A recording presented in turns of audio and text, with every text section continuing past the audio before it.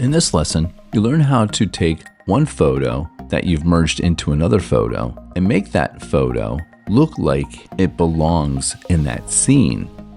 There's a new function in Photoshop that helps us with that.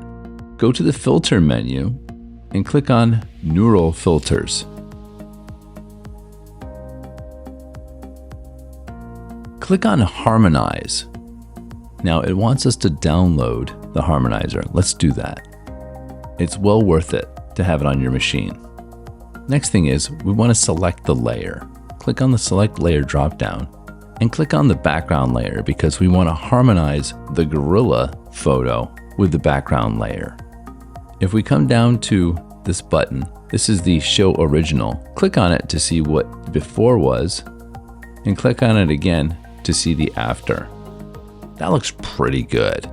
If you want to play with any of the tabs here to alter the look of the gorilla in the scene, you can. Like if you want to bring the strength up even more or bring the strength back because it's too much, you can do that.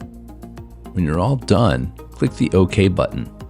If there's a selection around the object in that layer, you can do a Command D to deselect.